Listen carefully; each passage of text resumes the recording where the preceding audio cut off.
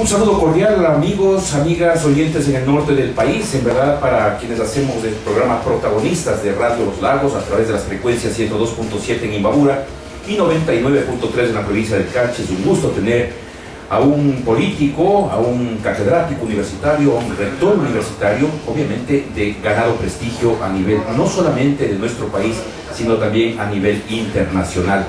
De hecho, hace pocos días estuvo en nuestro vecino, amigo país de Bolivia, que de pronto podríamos también conversar sobre esto, doctor Enrique Ayala. Pero lo que más me llamó la atención es un poquito que empezamos atrasado y por eso también presentamos nuestras disculpas a nuestros amables oyentes. Usted acaba de terminar una reunión importante con el señor alcalde de la ciudad de Ibarra. Denos la primicia, doctor Enrique, ¿qué es lo que se trató? ¿Qué es lo que, porque yo tengo entendido que los temas son en función de Ibarra y en función de la provincia de Imbabura? ¿Qué es lo que se trató? Buenos días, doctor Enrique Ayala. El alcalde apenas se posesionó, me propuso que me hiciera cargo de coordinar una comisión de asesoramiento de patrimonio de la ciudad. Y ahí tengo dos responsabilidades. Adorno, por cierto, no, porque esa es parte de mi colaboración con la ciudad y el cantón. La una es coordinar, presidir una comisión asesora de patrimonio, porque yo creo que la mejor noticia que puedo dar, voy a hacer al alcalde la próxima semana, es que Ibarra va a entrar en forma abierta, franca, a una política de protección patrimonial de la ciudad. ¿Pero qué seguridad tienen los ibarreños para que eso ocurra? Bueno, yo creo que los ibarreños tienen que comenzar a exigirlo. Ibarra es una ciudad patrimonial, en serio. No hay en Ibarra ningún rasgo colonial, salvo algunos altares de la Catedral de Ibarra que son coloniales, pertenecen a la iglesia de la Compañía. La ciudad fue destruida con el terremoto y es una ciudad republicana, pero por eso mismo es una muestra republicana del siglo XIX que ha ido teniendo una serie de innovaciones de corte arquitectónico muy importantes que hay que preservar. Entonces, Ibarra, pues en primer lugar, tiene que entrar en un proceso de reconocimiento de su valor arquitectónico. Y para eso creo que hay que superar una política que ha sido suicida en la ciudad. Y es volver al centro histórico de la ciudad prácticamente un chiquero. Porque había una aplicación, a mi juicio, irracional, excesivamente formalista de las disposiciones de patrimonio, que se consideraba que toda casa vieja es patrimonio. Y por lo tanto no hay cómo tocarla. Así es. Y como no hay cómo tocarla, entonces los dueños, que no ven que eso es rentable, lo que hacen es esperar que la casa se caiga, o en algunos casos tumbarle la casa para que les permitan construir 2 o 3 pisos. Ahora, doctor Enrique, usted utiliza un término que me parece muy imbabureño, muy ibarreño. Es un chiquero, ha dicho. Pero bueno, por lo menos puede ser un chiquero, pero el problema es que prácticamente ya van desapareciendo estos espacios que verdaderamente deben ser un orgullo para los ibarreños. Así es. Entonces, felizmente el alcalde nombró una persona muy competente para este punto, que es César Guerrero. Es posiblemente uno de los paisanos imbabureños con mayor capacitación para él y responsabilidad. Claro. Y que ha tenido una trayectoria. César realmente es un hombre muy... Además es un tipo que herendón de su tierra se vino a vivir a Ibarra otra vez después de haber estado en Quito y luego lo está tomando en serio. Entonces, ahora, ¿cómo es este concepto patrimonial? La ciudad de Ibarra tiene, por lo tanto, que definir 3 ámbitos patrimoniales. En primer lugar, definir un espacio general de patrimonio, que ya está definido, está resuelto por el Instituto Nacional de Patrimonio y por el municipio.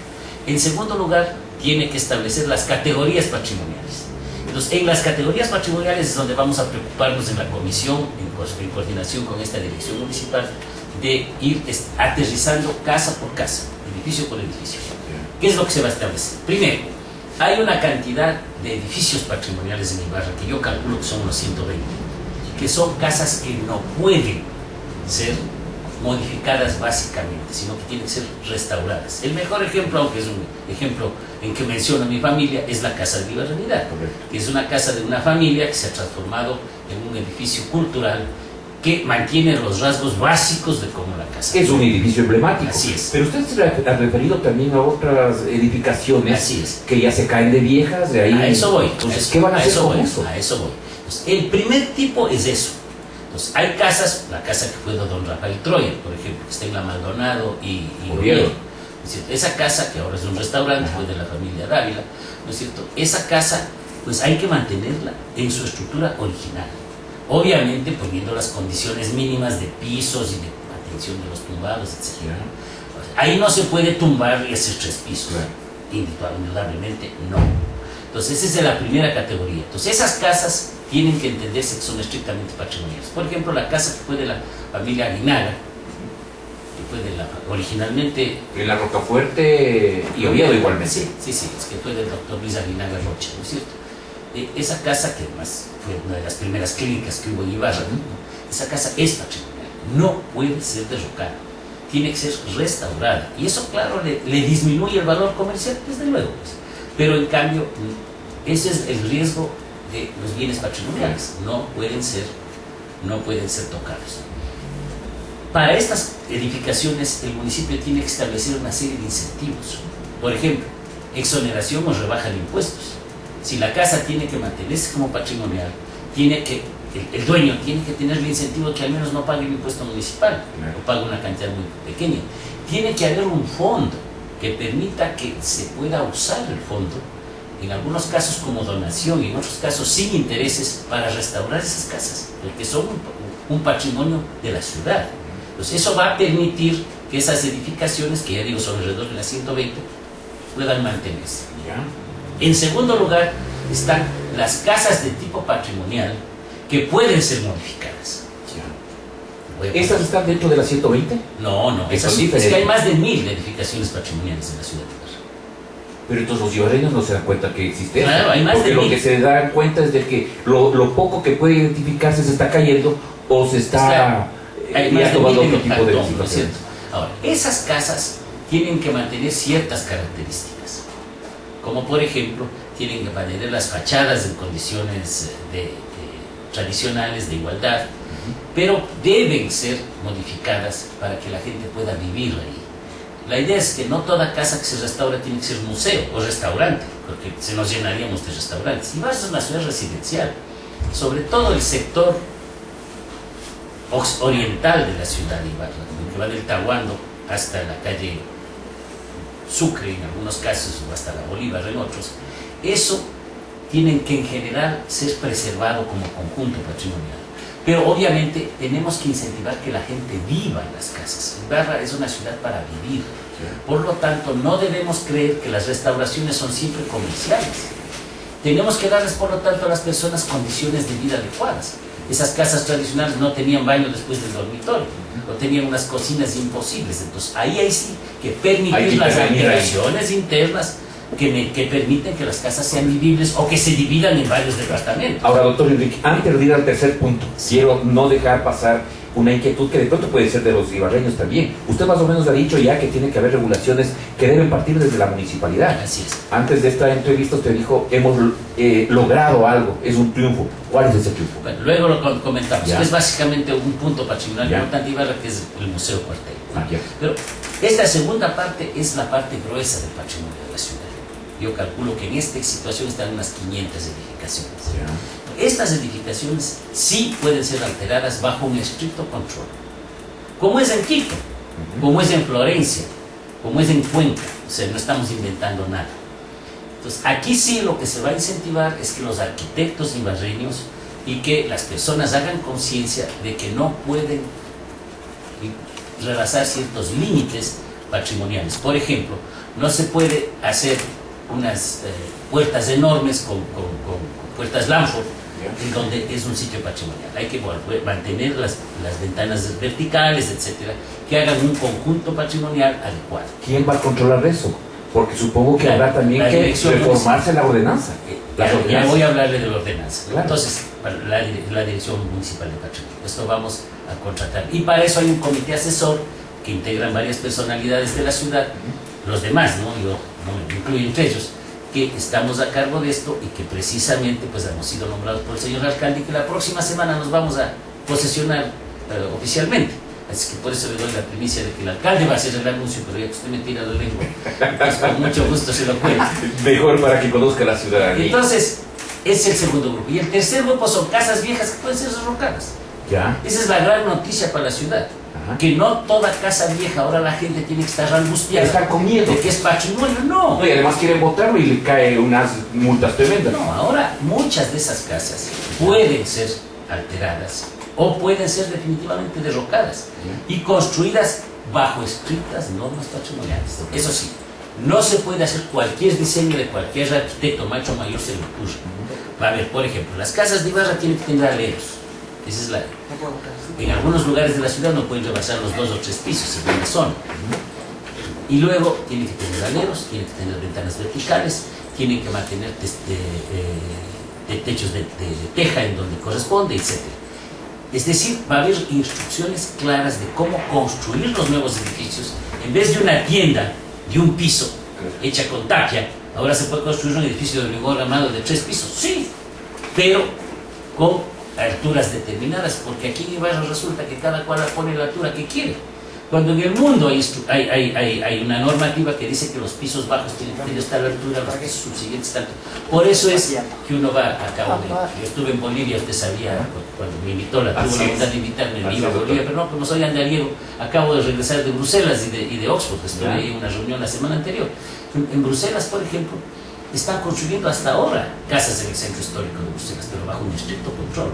Son casas de 4 pisos, pero todas tienen las mismas alturas de piso, de manera que no se ven pues estos dientes horribles que suelen emplearse en las ciudades. Luego hay que pintar de ciertos colores las casas.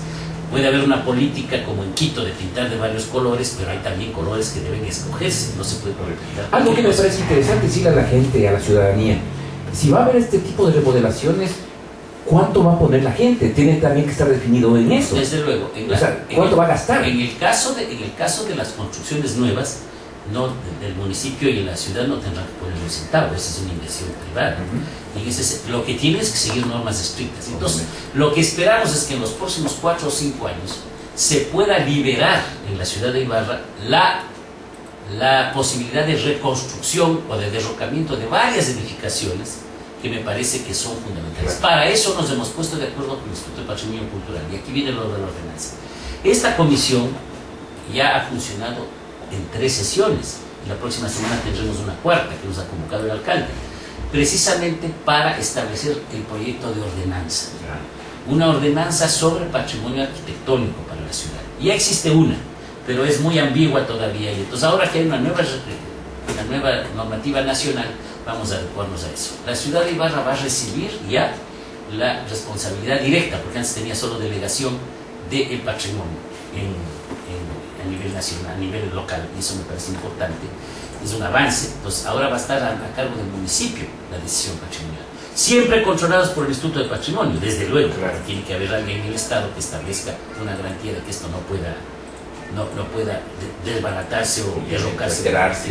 Entonces, esa ordenanza se va a aprobar ya, y esperamos que en unos pocos meses tengamos la posibilidad ya de marchar con esto, de manera que la buena noticia es que vamos a liberar una gran cantidad de construcciones que están derrocándose, que pueden ser reconstruidas a base de normas claras de cómo tienen que ser reconstruidas. Ahora, obviamente, no se va a poder hacer los sectores de la ciudad más de 3 pisos. No se va a poder hacer ventanas así como estas de esta edificación moderna que van de pared a pared, sino que tendrán que hacerse ventanas verticales gemelas, etc. Todo lo que implica pues mantener un estilo tradicional que existe. El fundador de ese estilo tradicional de Ibarra es un ilustre ibarreño que se llama José Domingo Albuja, que es el primer arquitecto que tuvo Ibarra, que entre paréntesis es el arquitecto que diseñó la casa de mi familia, la casa de la Ibarrenidad. Entre paréntesis, no me acuerdo nunca de decir la casa de la Ibarrenidad, porque mi familia se llamaba la casa del parque. Entonces, incluso en el libro que algún día cité usted, dice arriba la casa de la Ibarrenidad, pero cuando yo por dentro me refiero a la casa del parque. Ahora, doctor Enrique, yo quiero no dejar pasar dos temitas que son importantes relacionados con este asunto, que es importante también para los ibarreños, antes de ir a otros temas que también vamos a topar en esta entrevista. Usted habló del Instituto Nacional de Patrimonio. ¿Qué papel va a tocar en esto, aparte de la elaboración de la ordenanza? Supervisión. Porque en un momento dado, escuchándolo a usted, me parece tan fácil de que hayan tomado nuestras autoridades cartas en el asunto, no el actual alcalde, los anteriores alcaldes, como para poder hacer este tipo de cosas. Y por ejemplo, me da la impresión a mí de que hasta la corrupción jugó mucho ahí, porque vemos ahí unas portaviandas en principales calles de la ciudad, autorizados, supongo yo, por la propia municipalidad. Entonces, ese tipo de cosas tienen que frenarse también al interior del municipio. Pero yo creo que hay una cosa. Esta especie de bloqueo que hubo en un momento dado, que viene desde hace unos 8 o 10 años en la ciudad de Ibarra, un poco más, desde que Mauricio Herrera era alcalde. No fue responsabilidad de Mauricio, pues ya hubo un problema de percepción de cómo se establecían las disposiciones patrimoniales. Entonces, creo esta especie de parálisis en la ciudad, de que como es viejo, no hay cómo tocar. Entonces, como no hay cómo tocar, la gente no invierte y le deja que se caiga, o provoca su deterioro. Entonces, eso es lo que tenemos que superar. Este es un punto básico. En segundo lugar, pues ahora, desgraciadamente, y eso sí es una crítica, en la anterior administración municipal se suprimió el fondo de salvamento, que había sido un avance de la ciudad. Felizmente el alcalde ha resuelto ahora reponer una dirección de patrimonio, una instancia de patrimonio. ¿Por qué? Porque antes se mezcló esto con planificación. Y no todos los arquitectos planificadores tienen criterio patrimonial.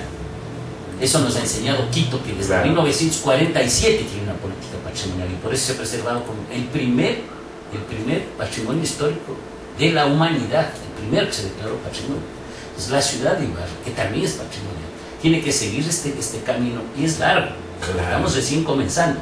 Yo aspiro a que mis nietos, que ya tienen 3 o 4 años, que tienen 2 años, pues mis nietos en 3 o 4 años puedan ya venir y comenzar a ver los resultados de este esfuerzo. ¿Ve factible?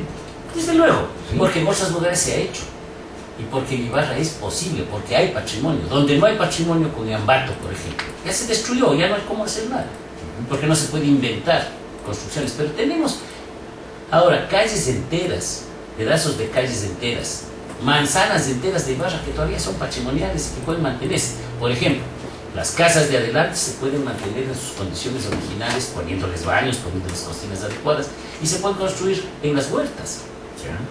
O sea, todo eso se puede hacer siempre que haya una regulación adecuada. ¿Este comité va a manejar un presupuesto para hacer todo esto? La idea es que no el comité es puramente asesor.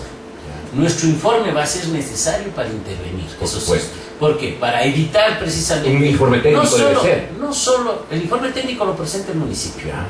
Nosotros hacemos una opinión sobre el informe técnico y nos responsabilizamos de que la decisión es correctamente tomada. Porque yo no solo quiero destacar que hay posibilidad de corrupción, hay posibilidad de corrupción, la hay en todas partes del mundo, de que se tramita rápidamente un plano y que le permiten botar una casa para construir, incluso la casa de Navarro en Quito resultó así, no solamente se ha pasado aquí en Ibarra. Pero también hay otra cosa, hay demasiadas presiones administrativas sobre los responsables, sobre los funcionarios, y a veces se cede a esas presiones. Para eso es que el alcalde ha tenido la idea de aceptar, pues, que se establezca una comisión independiente de personas ad honorem que no ganan dinero y que puedan opinar sobre este tema. Con eso, el técnico, en este caso digamos el equipo de César Guerrero, dará su informe técnico, pero también se amparará en esta comisión. Yo todavía no digo los nombres porque sería preferible que el alcalde los mencione, ¿no es cierto? Esa comisión también será corresponsable de una decisión. Nosotros vamos a estudiar cada caso, sobre todo los casos patrimoniales, para poder permitir o no el que se haga. Incluso la idea es que algunas casas que ya están construidas, en la calle Flores, por ejemplo, para mencionar un caso, ¿no es cierto?, ya están construidas 3 pisos y tienen una exterior absolutamente irregular, esas sean reconstruidas en su fachada. Vamos a plantear que incluso casas que ya están construidas se modifiquen las fachadas. Ahora, por ejemplo, el municipio felizmente ya autorizó la casa que queda al lado de la casa de Ibarra, que era una casa de un piso, acordarás. Esa ya está autorizada para construcción de 3 pisos, pero siguiendo normas patrimoniales. O sea, la idea no es detener la construcción en Ibarra, ni es hacer de esto una especie de siglo XIX congelado. Esto es absurdo. Lo que tenemos que hacer es que la ciudad se desarrolle con normas. Ahora, viniendo al aspecto patrimonial, otra responsabilidad es promover algunos de los sitios principales patrimoniales de la ciudad. Y uno de ellos es el antiguo cuartel. Es un mérito de Mauricio Larrea haber adquirido el cuartel para museo. Él quería hacer un museo histórico, pero a ver qué es la vida. Yo que soy historiador le dije no me parece que hagamos un museo histórico, porque no podemos competir con los museos históricos de Quito. ¿Por qué no? Porque Ibarra no tiene un patrimonio de corte artístico, un corte histórico como tiene la ciudad de Quito, que es una de las más importantes del mundo. Entonces lo que yo planteé, me aceptó el alcalde y hemos venido peleando por eso ya años, es que ahí se haga un museo americano de artesanías. Eso sí puede competir Ibarra. El único museo de artesanías americano que va a haber en el continente es este. Y entonces, en la manzana patrimonial. En el cuartel. En el cuartel, en el antiguo cuartel, claro. Entonces ahí lo que se va a hacer es este gran museo. El cuartel va a ser fundamentalmente el museo. Ahora, ese proyecto que ya lo hicimos hace 5 o 6 años con César Guerrero precisamente, fue dañado en la administración anterior, por desgracia, porque aceptaron una consultoría del Ministerio de Cultura que encargó a Juarever, a un señor cuyo nombre no me acuerdo felizmente, ¿no?, para que haga el proyecto de rediseño. Le pagaron un platal y lo que hizo fue destruir el cuartel. Lo que hizo fue destruir la idea de ahí hacer un museo, porque le puso 3 restaurantes adentro, porque dedicó una parte impresionante, y no más demostrado el alcalde de mañana, uno de los espacios más hermosos que cualquier musealista, museólogo del mundo diría que es privilegiado, y lo pusieron para oficinas municipales. Así es. Entonces nosotros hemos peleado para que se pueda rehacer el concepto de que ese edificio está destinado a museo. Imagínense que planificaron para biblioteca municipal, ya vamos a hablar de eso, el ala de la planta baja este, que es casi la mitad del espacio que tenía ya la biblioteca municipal, que estaba estrecha. ¿Cómo iban a hacer un sitio en donde no hay espacio para los libros? Los que diseñaron esto no saben que una biblioteca tiene libros. Entonces ahí no alcanza la biblioteca municipal. Entonces lo que estamos planteando es que vuelva todo el edificio a transformarse en museo. Obviamente respetando a las compañeras de las nogaras, que van a mantenerse, pero en un espacio. Yo le decía esta mañana a la arquitecta, tienes que hacerme un diseño que parezca aeropuerto. Como venden las artesanías en los aeropuertos, así va a quedar. Pero eso, ¿a dónde van a ir las nogadas? En la parte de abajo, donde estaban. ¿Afuera? Claro, afuera. O sea, nuevamente se van a ocupar esos espacios. Sí, pero con una diferencia. Primero que va con una división de cristal y solo tiene entradas y salidas para que eso no se vea. A la noche no se transforme en un sitio. Porque ahora es un urinario público. Eso se va a evitar. Y en segundo lugar, porque se va a hacer un diseño. Ya. Para que todos los stands, imagínense cómo son las ventas de artesanías, usted que ha viajado en un aeropuerto, así va a quedar. Claro. Ahora, doctor Enrique, este tipo de cosas obligaría a que se cambien los diseños, que haya más inversiones, que haya más gastos en obra pública. En este caso, el alcalde ha comprometido $2,5 millones más. Porque es para rediseñar. Para rediseñar el cuartel. Sí.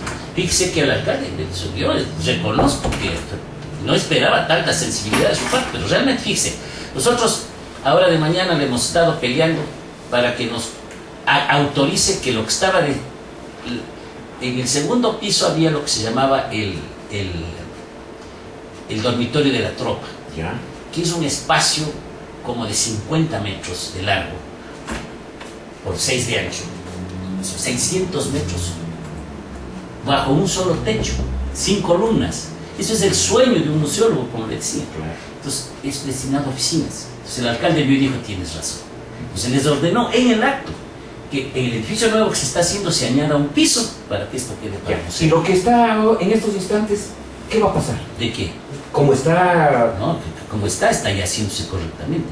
Es que ya venimos desde hace unos 8 o 10 meses haciendo correcciones. Por ejemplo, se suprimieron 2 restaurantes, ahora solo va a haber uno. Aunque usted tampoco era todavía posesionado en... No, pero ya estaba, el alcalde ya me había encargado este asunto previamente. O sea, los temas de consultoría sobre este tema, que ya digo yo, no he planteado esto como un problema profesional, ya lo veníamos haciendo. Y felizmente hemos trabajado con el equipo que el alcalde nuevo ya estableció y felizmente, insisto, le hemos logrado ya ajustar el diseño. Pero el día de hoy tiene la ventaja de que ya hemos quedado en forma definitiva en el diseño global. Ahora, ese edificio va a ser solo museo. Ya no hay oficinas municipales, no vaya la biblioteca, el restaurante sí, un hermoso restaurante con vista al parque, etcétera, pero uno. Fíjate, así me sé, solo para poner un caso, Patricio. En la calle Flores está la puerta de lo que era el salón de fiestas del cuartel. El señor que diseñó eso transformó el salón de fiestas y tiene un artesonado francés, ¿no?, para cocina de un restaurante. No se puede imaginar esa barbaridad. Obviamente eso fue suprimido. Claro, se hicieron ya por desgracia los gastos de todos los mesones y de todas las instalaciones de la cocina, pero fue suprimido. Ahora queda eso para una exposición de Troya. Excelente. Entonces, eso vamos a plantear. Entonces, como ve, el cuartel marcha muy bien. Ahora, lo que estamos haciendo es una apelación a la ciudadanía para que hagamos donaciones para la adquisición de los fondos del cuartel, de los fondos del museo.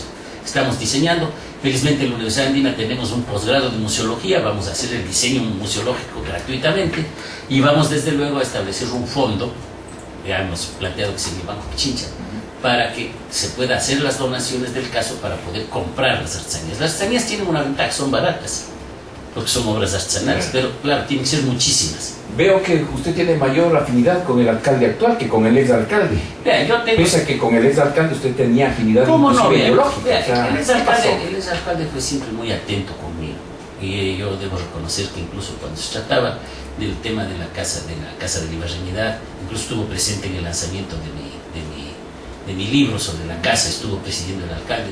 No creo que sea nada personal, pero yo creo que él tenía una política que privilegiaba lo que se considera como planificación a el tema patrimonial. Yo creo que él no tenía una política específica sobre el patrimonio y eso se debía precisamente a las dificultades que hubo con la reconstrucción del cuartel. O sea, ahí no hay nada, digamos, personal, pero sí hay una crítica, digamos, a una política que felizmente está siendo corregida. ¿Fue una política errada? Yo creo que fue una política errada porque durante años permaneció la ciudad congelada con todas estas edificaciones sin saber qué se podía hacer. Ahora, el alcalde, Jorge, era consciente de ese problema, pero claro, las urgencias del día a día nunca permitieron que se solucionara el asunto. Claro que sí. Se tomaron algunas decisiones aisladas, pero no el conjunto de la ciudad. Yo creo que ponerse a discutir sobre el bulevar, el antiguo aeropuerto, como quieras llamarse, era un asunto legítimo. Yo respaldé al alcalde en la idea de que había que suprimir el aeropuerto, entre paréntesis, porque no tenía ya ningún sentido.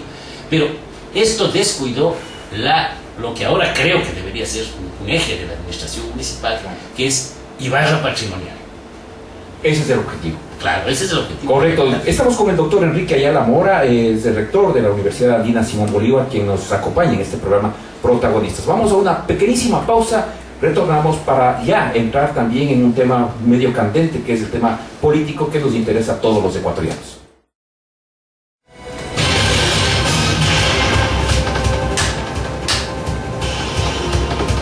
Volvemos con el doctor Enrique Ayala Mora, protagonista de nuestra programación a través de Radio Los Lagos en esta hora. El doctor Enrique Ayala, como ustedes saben, es igualmente articulista de prestigiosos medios de comunicación, de revistas especializadas, y un político que lo hemos conocido desde mucho tiempo atrás. Desde niños, ¿no? Sí, no tanto desde niños, porque en la edad usted le supera un poquito, doctor Enrique. Bastante. Pero bueno, yo le conocí el momento cuando usted arrancaba la cuestión para la Diputación, recordará, donde precisamente antes era el ahora llamado Consejo Nacional Electoral, pues el Tribunal Electoral aquí en la Casa Roviero, que a propósito hoy es propiedad de parte de mi familia, ¿no? De parte de mi familia. Bueno, doctor Enrique, no quiero dejar pasar por alto algo que sí me parece importante tratarlo con usted. ¿Cómo ve la situación política del país, la situación social y económica? Porque hay preocupación, yo siento que hay miedo inclusive en los ciudadanos. ¿Cómo ven ustedes desde la parte contraria a lo que está haciendo el gobierno nacional? Yo nunca quise ser un adversario del gobierno, entre otras cosas porque sus ofertas, las de Rafael Correa, sobre todo algunas, me parecían importantes. Pero paulatinamente este gobierno, que ha hecho una serie de obras innegables, eso es indiscutible, estar loco para no aceptarlo, ¿no es cierto? Este gobierno se ha ido transformando en un gobierno cada vez más autoritario, un gobierno cada vez más de caudillaje, con una aplicación e incluso un proyecto de reforma constitucional que va volviendo cada vez más un país de un solo poder del Estado, que es el Ejecutivo. No hay división de poderes, en fin. Y claro, llegó la crisis, y en el momento de la crisis pues, viene la racionalización del gasto público, ya no se puede hacer todo el despilfarro anterior, y comienzan pues, las restricciones. Y el gobierno ahora está en la antipática tarea de tener que hacer una política restrictiva.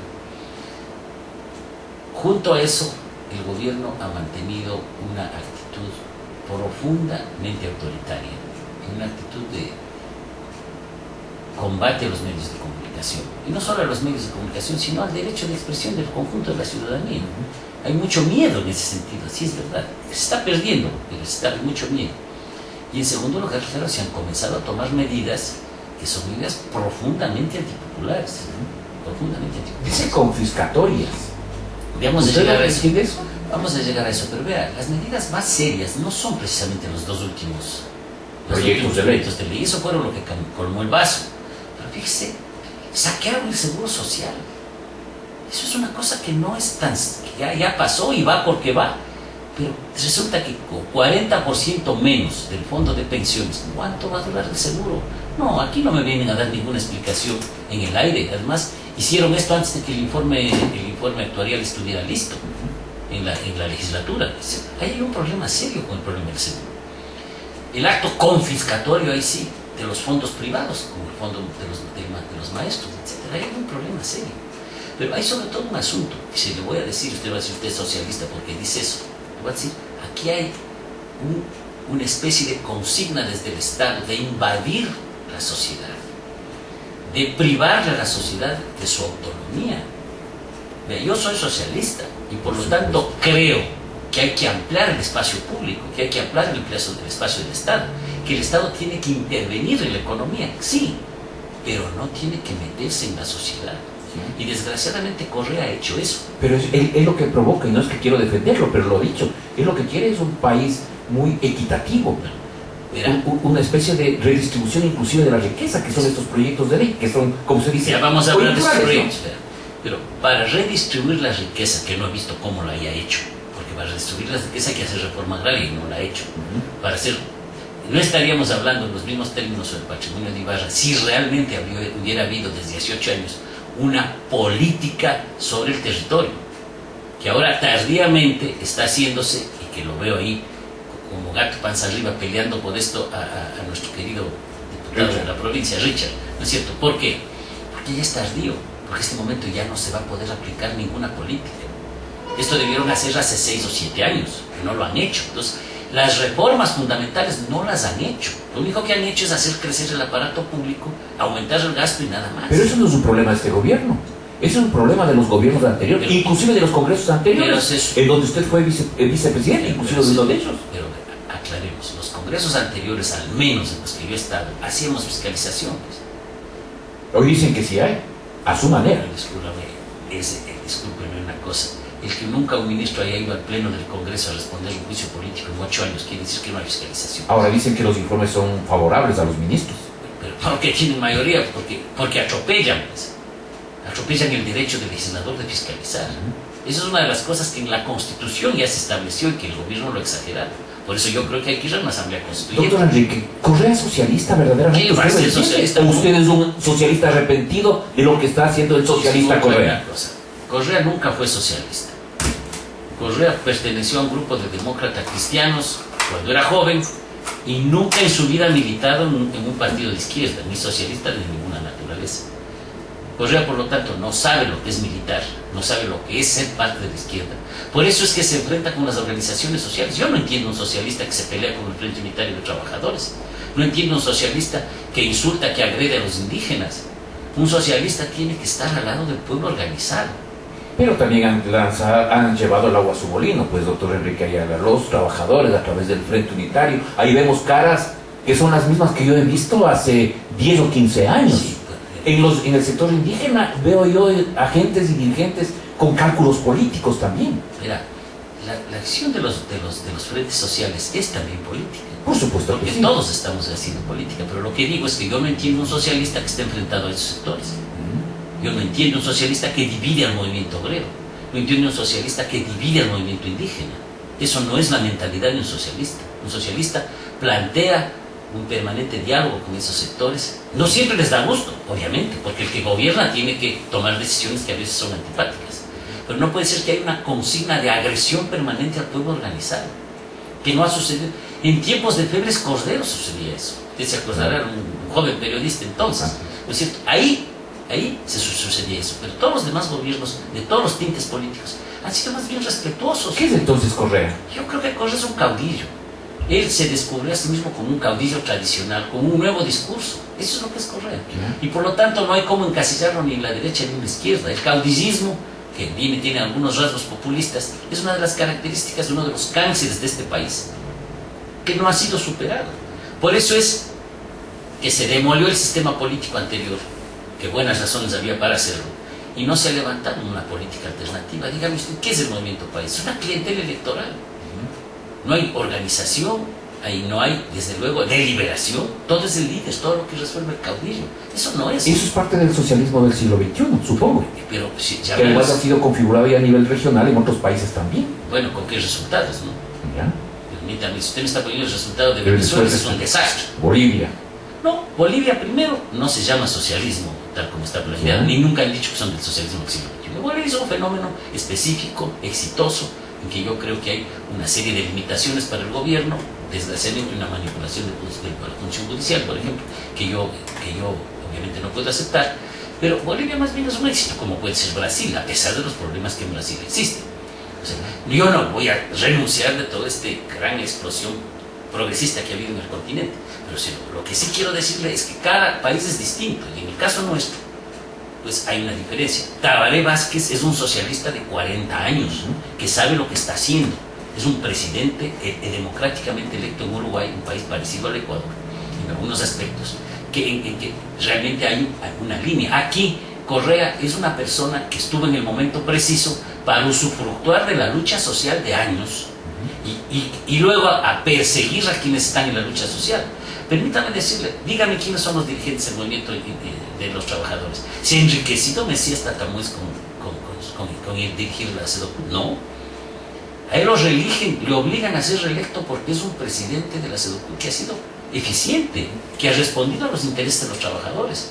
O Pablo Serrano. Pablo Serrano es presidente de la CEDOCU desde hace menos de 3 años. Él era un dirigente de base. Él no está eternizado en la CEDOCU, para mencionar 2 casos. ¿Y entonces por qué es tan exitoso, ha sido tan exitoso estos 8 años de gobierno de la Revolución Por los inmensos recursos estatales que existen. Cuando hay dinero y capacidad de manipulación de una clientela electoral, se pueden hacer muchas cosas. Pero también hay un liderazgo de Rafael Correa. Sin duda ninguna. Lo cual no tiene la oposición, tengo entendido. Yo no digo que, yo creo que ya la tiene. ¿Quién? Mi criterio es que en la próxima semana el líder de la oposición será definitivamente el alcalde de Guayaquil, Jaime Nebot. ¿Usted le ve como candidato para el 2017? Yo veo que él está jugando esa carta. Obviamente no será con mi apoyo, pero lo que sí estoy constatando es que la derecha ya tiene un verdadero caudillo, un verdadero líder, pero una verdadera figura. Si vamos a tener a la derecha presente en un próximo periodo, ¿es la solución para los ecuatorianos? ¿Qué va a ser? Pues desde luego será una nueva... Vea, Correa ofreció el socialismo del siglo XXI y lo que está haciendo es el capitalismo del siglo XXI. Todas estas medidas que está tomando no son socialistas, son medidas de redistribución de corte conservador. Ahora bien, entonces, yo creo que Correa ha llegado al límite. Todo lo positivo que pudo hacer ha comenzado a balancearlo con una feroz situación de agresión a la gente.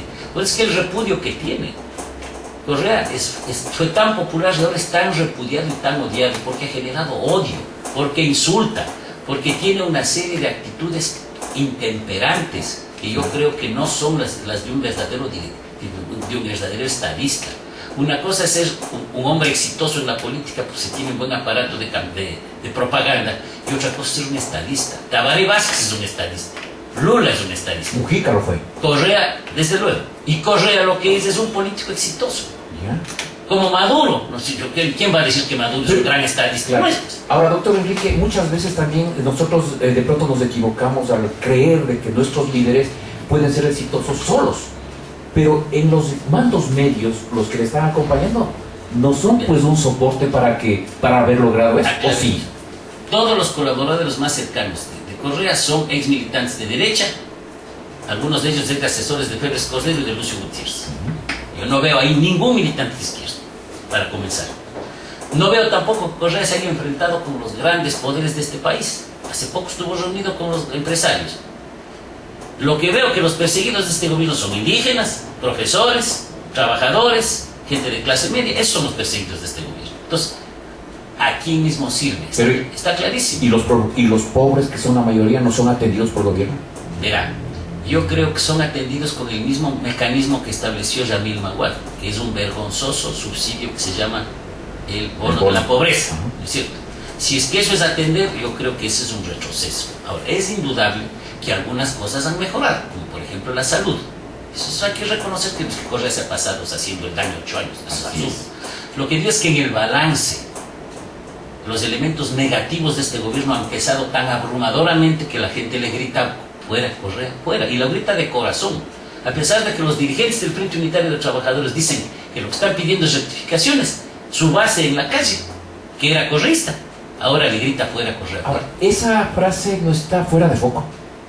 Entonces, en los actuales momentos es lo que la gente siente. Yo sé que eso implica, pues obviamente, una serie de decisiones y una serie de procesos políticos que no están en el alcance posible en el marco constitucional. Es clarísimo, o sea, pero lo que pasa es que eso siente la gente, y eso siente la gente porque Correa ha desatado ese imperio de la arbitrariedad y de agresión. Si Correa es grosero con todo el mundo, la gente se ha portado ahora grosera con él.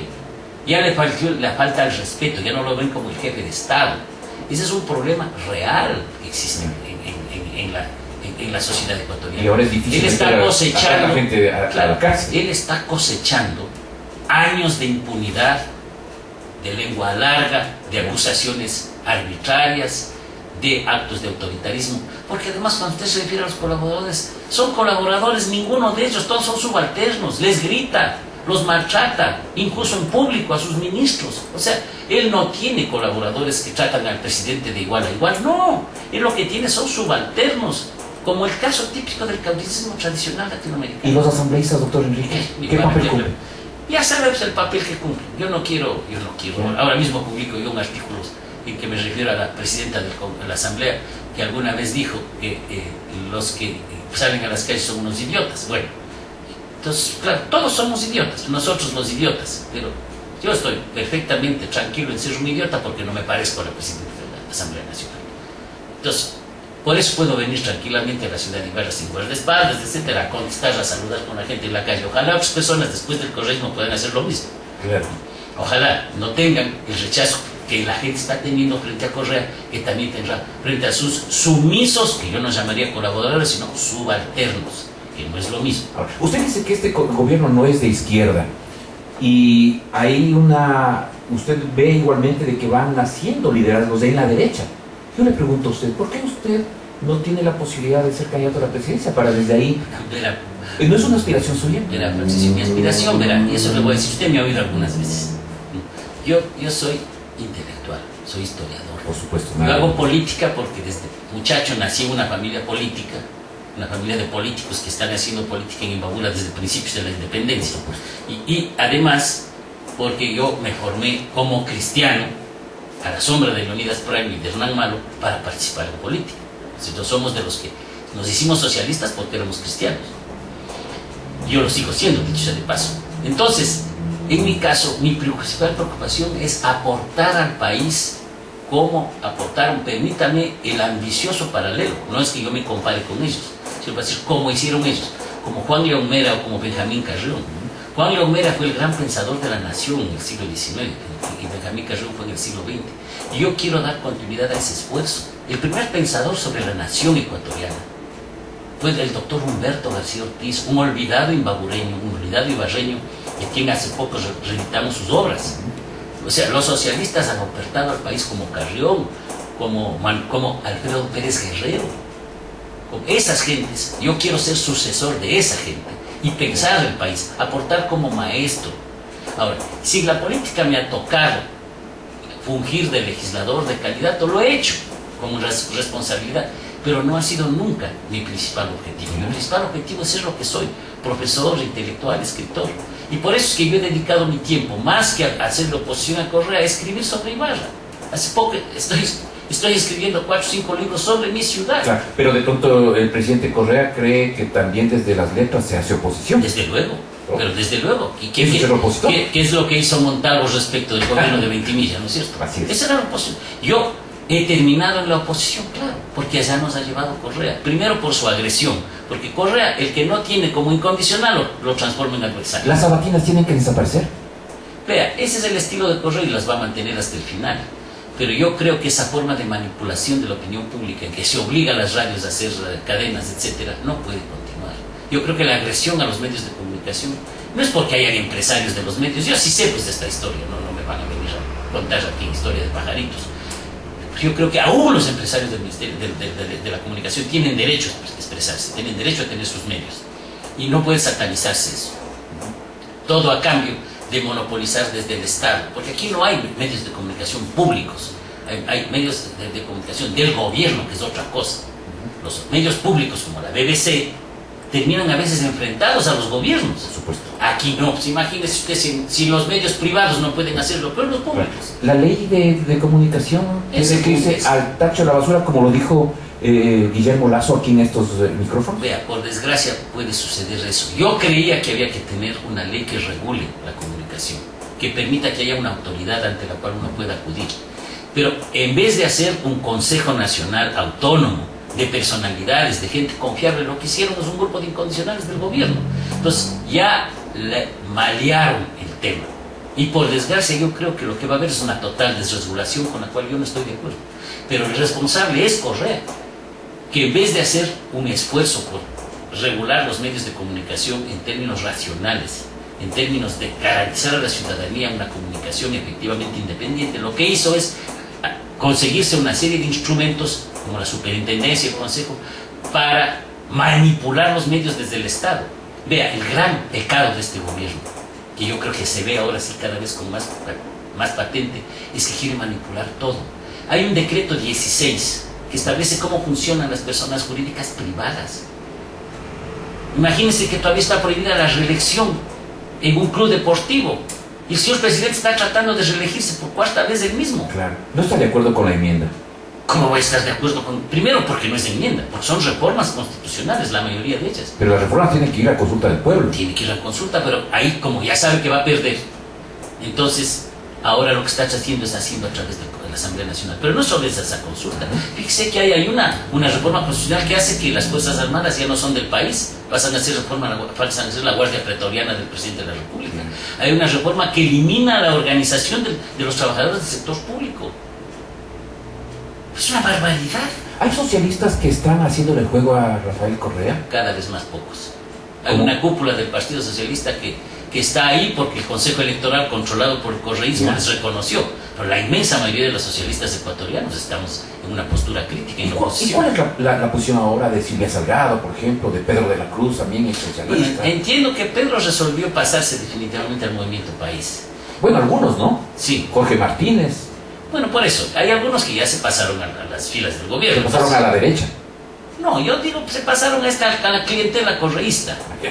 Y yo no me atrevo a hablar de Correa de derecha. ¿Ya? Yo creo que Correa es un caudillo que tiene elementos de derecha, elementos neoliberales, un discurso a ratos de ruptura, antioligárquico, pero en la práctica los resultados son cada vez más patentes, en el sentido de que lo que estamos teniendo es un gobierno que en vez de hacer el socialismo del siglo XXI está haciendo el capitalismo del siglo XXI. Claro. Y le iba a mencionar el caso de los dos proyectos. Mira, yo creo que hay que hacer Los que se retiraron provisionalmente. Sí, hay que hacer una modificación del sistema de herencias en este país. Y le voy a poner un caso. Yo no creo que toda la herencia, del volumen que sea, del monto que sea, tiene que ser tratada con igualdad de condiciones. Lo que yo lego a mis hijos, la casa para que vivan, no tiene que pagar impuestos. Porque eso es lo que yo dejo a mi familia para que vivan. Si además dejo una casa rentera con 8 departamentos, eso sí es un negocio y eso paga impuestos. Ya. ¿No le parece que este concepto elemental que no esté en la ley que presentó el presidente debería ser aceptable? Segundo, yo creo que hay que promover las empresas familiares. El presidente dice que hay que combatir las empresas familiares porque el periódico El Universo es de la familia Pérez y que hay que supongo no son sus parientes. No tengo nada que ver, ¿no?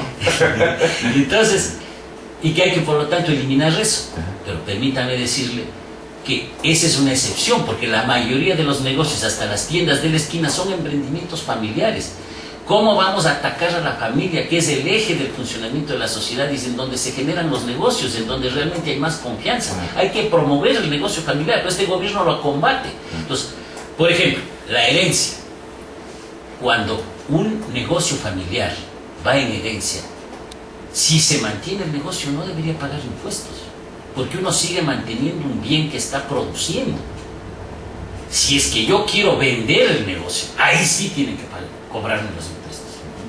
Es decir, no es un problema de automáticamente ponerle un porcentaje, sino el ver el destino de la propiedad y la naturaleza de lo impositiva. Eso implica cambiar el concepto de patrimonialista que tiene nuestra legislación. Es lo que yo hubiera hecho como socialista. Ya, correcto. Ahora, en cuanto a lo de la plusvalía, lo de la plusvalía, yo creo que hay que tener una regulación, pero sobre todo aplicar las normas. Si en este país nos ponen una plusvalía más alta, habrá más evasión.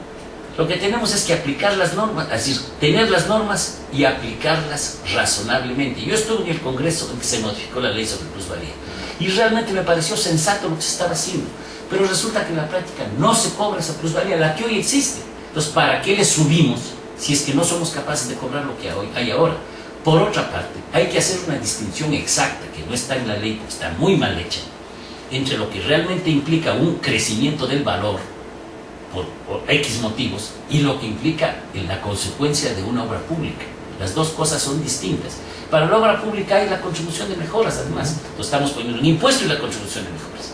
Bueno, fíjese, por ejemplo, en el caso de la herencia hay una estupidez en la ley, que usted antes de recibir la herencia tiene que pagar el impuesto. Entonces, ¿qué tiene que vender otra cosa? Endeudarse con el churquero, porque el banco no le va a prestar para eso. Entonces tiene que, en la práctica, para pagar, para hacerse cargo de la herencia, tiene que pagar un impuesto. Lo lógico es que se pague después, pues, si, viendo el destino que se da, claro. Bien. Ahora, doctor Enrique, ¿estos proyectos tienen que ser retirados definitivamente? O si en caso de que se vuelvan a retomar, ¿qué es lo que significaría para técnicamente no pueden retirar el proyecto, ¿ya? porque no hay en la Constitución ni en la ley esa alternativa. Tiene que archivar. Tiene que ser negado. ¿Ya? Y luego ya no puede ser revisado en un año. Ahora, el presidente está violando una vez más, pero vaya a explicarle a la señora presidenta de la Asamblea Nacional la ley cuando el jefe ya le ordenó otra cosa. Entonces ya no tiene ningún sentido. Ella está haciendo sumisamente, como para utilizar palabras del grupo femenino del Movimiento País, sumisamente lo que se le ordena. Entonces le han ordenado que escamotee el proyecto hasta que se vaya el Papa. Ya veremos qué viene después. Ahora, yo personalmente creo que eso no es el problema central. Esa fue la gota que derramó el vaso. ¿Cuál es el problema central? El problema central es que tenemos un gobierno cada vez más autoritario que ha invadido a la sociedad. Entonces, eso no es socialismo, eso se llama fascismo. Para eso no tiene que leer a los socialistas, ni a Benjamín Carrión, ni a Humberto García Ortiz, ni a Manuel Agustín Aguirre. Ahí no está. Eso está en Mussolini. Lo que está haciendo Correa está en una cosa que se llama Carta di Lavoro, que es el libro fundamental de Mussolini, que se publicó en los años 20. Entonces, eso es lo que está haciendo este país. Estamos en una situación en la cual estamos repitiendo un esquema fascista con un discurso socialista. No se olvide usted que el nombre del partido nazi era Partido Nacional Socialista. No es la primera vez que una dictadura de derecha toma el nombre del socialismo para imponer un proyecto profundamente reaccionario. Doctor Enrique, la gente, el pueblo en las calles, ¿qué significa? Porque ya escuchamos ahí a ciertas voces del gobierno que dicen que esto podría ser una conspiración, lo cual es una palabra mayor. Bueno, verá, yo lo que creo es que lo que más debe de preocupar al gobierno no es que haya grupúsculos que conspiran, que posiblemente los hay siempre. Lo que le preocupa realmente al gobierno es que la masa de la gente grita fuera, Correa, fuera. Es decir, la gente quiere que se vaya.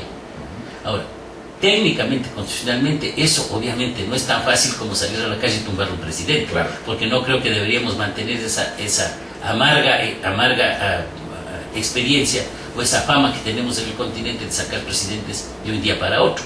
Pero lo que tenemos que ver es que si Correa quiere superar eso, no es atacando, agrediendo, insultando a los adversarios y manipulando a la fuerza pública, sino que tiene que realmente rectificar. Pero rectificar no solamente en esos dos proyectos, porque lo que le va a seguir planteando la gente, al menos ese es mi punto de vista, yo creo que estos son problemas menores comparado con el problema del seguro, comparado con el problema del endeudamiento externo, que nos afecta a todos. Porque ahí sí ya no puede decir que los pobres no heredan. Claro, ¿Pero este gobierno es uno de los que no paga la deuda externa o sí? Es un gobierno que paga puntualmente la deuda formal externa, pero lo que ha crecido es una deuda externa con China, que nos ha vendido al capital chino a precios que no hubieran, que le hubieran sonrojado a Fernández Cordero. Ese es el gran problema, esas facilidades petroleras que cuando yo, entre otros, que fui diputado por Imbabura en ese entonces, combatimos la facilidad petrolera, es decir, Este gobierno se gasta la plata del petróleo y otro paga. Eso le impedimos a Pérez Cordero. En este gobierno pasó con el voto de los señores asambleístas imbabureños que precisamente están al servicio de Correa. Sí hay que responder ante la provincia algún día, comenzando por la señora presidenta del Congreso de la Asamblea Nacional, que no es diputada por Imbabura, pero originó su vida política aquí. Entonces, lo que tenemos que hacer es que estas personas también tienen que ser responsables de lo que han hecho. Porque aquí no es solo los responsables de Correa. Aquí hay responsables de los que han votado sumisamente, y no quiero decirles borregos porque no quiero ser ofensivo, pero los que han, para utilizar sus propios términos, los que sumisamente han aceptado lo que Correa les mandó como paquete. Eso también es una responsabilidad ante el país. Y posiblemente Correa, cuando se vaya, porque algún rato se va a ir, terminará viviendo en Bélgica y haciendo declaraciones desde ahí, y los que van a quedar aquí van a tener que responder por esto.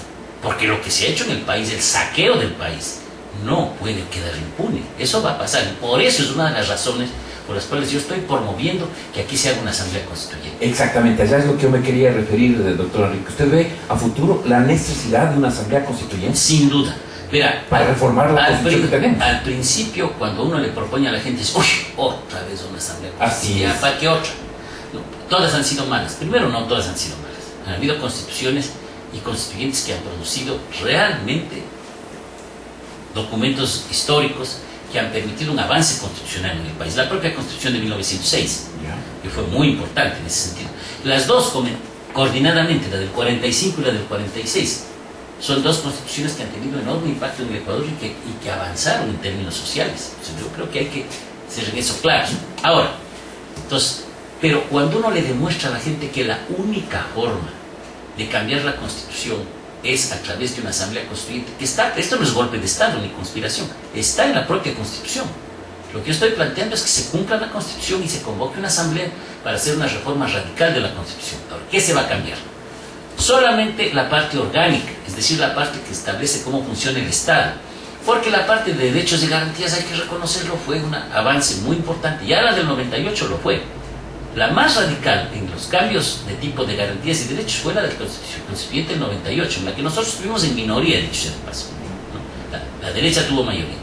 Pero en la Constituyente de los 10 años después de la del 2008, se consolidaron esos derechos, se aumentaron algunos y hay que respetarlos. Lo que hay que cambiar es esa estructura del Estado en el que crearon 5 funciones o 5 poderes para que haya uno solo, en que eliminaron la división de poderes, en que eliminaron la capacidad de fiscalización, porque para si usted que está cumpliendo su obligación, me está diciendo, es que ellos dicen que sí hay fiscalización, pero no se ha visto. Claro, que ellos dicen, pueden decir cualquier cosa, pero es objetivo que ningún ministro ha podido llegar siquiera a contestar una pregunta en el pleno, porque no le dejan, pues.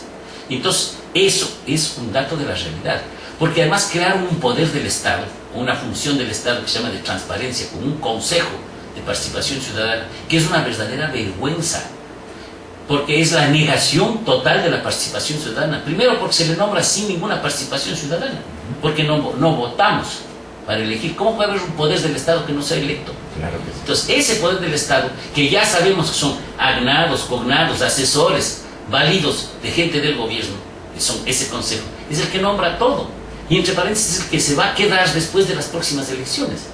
Por eso es la otra razón de la constituyente. Tenemos que desmantelar el correísmo. Y lo digo categóricamente. Para eso una constituyente de plenos poderes implica que hay que desmantelar este esquema de poder que más allá de la presidencia de la República ha armado la clientela correísta.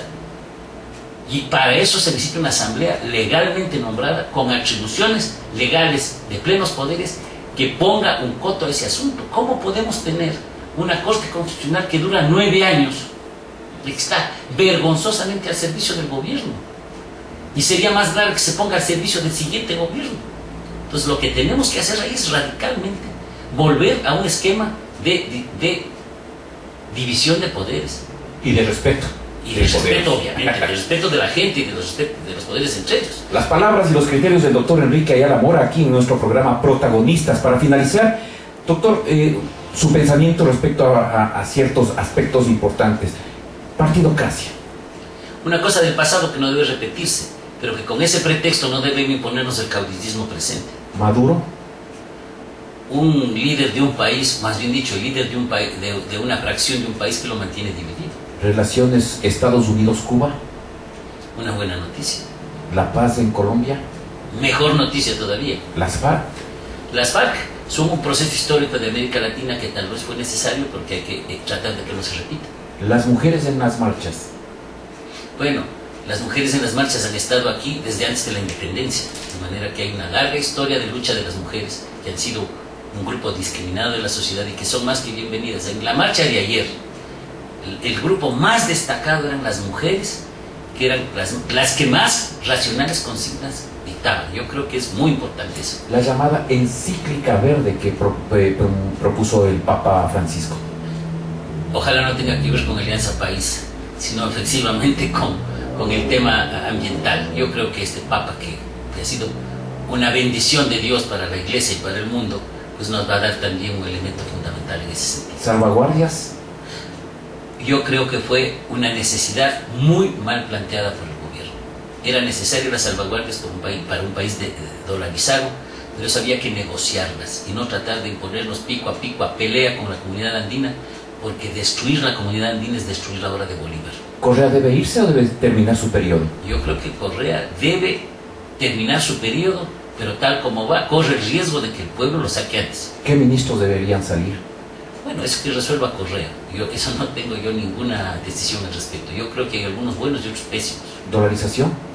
Bueno, una realidad con la que vivimos, que fue un daño para el país, pero que ahora es absolutamente irreversible desde mi punto de vista. ¿Qué se sabe de Guadalupe Garriga? Bueno, desgraciadamente el gobierno ha encubierto sistemáticamente esa investigación. Víctor Granda la ha mantenido sistemáticamente hasta ahora, pero es imposible. Ayer se acercaron algunos de los familiares, estábamos en la marcha en Quito, algunos de los familiares de los pilotos del avión, a agradecerle a Víctor Granda por su gestión al respecto. Pero seguimos en el limbo. ¿Socialismo democrático es la alternativa? El socialismo siempre es democrático. No entiendo yo un socialismo que no sea democrático. El socialismo es democracia radical. ¿Correa? Bueno, lo que el pueblo ha percibido de él últimamente, un caudillo. Y con toda la confianza del caso, Presidencia de la República, ¿a usted le anima esa visión? Vea, a mí no me animan los cargos públicos, ya le expliqué que no. Yo estoy dispuesto a votar, desde luego, por una opción verdaderamente de izquierda centro, que debe generarse en este país, que yo creo que se está generando en las calles, porque no es la derecha la que está movilizándose fundamentalmente, sino la gente del pueblo, la gente de las organizaciones sociales, y en eso yo voy a contribuir como un militante, no tengo ninguna intención de liderazgo. Y las dos últimas, Ibarra. Mi tierra linda, a la cual estoy dispuesto a servir como siempre. Y Universidad Andina Simón Bolívar. Es una creación conjunta de un equipo en el que participamos algunas personas y de la cual voy a dejar el rectorado en este próximo año. Muchísimas gracias del doctor Enrique Ayala Mora. Expreso mi agradecimiento porque en base a las ocupaciones que tiene, principalmente la capital de la República, comprometió su palabra y lo cumplió. Ha estado aquí en nuestra programación en vivo, en este programa de Radio Los Lagos llamado Protagonistas. Será hasta la próxima semana, señoras y señores. Muchísimas gracias por su atención. Hasta pronto.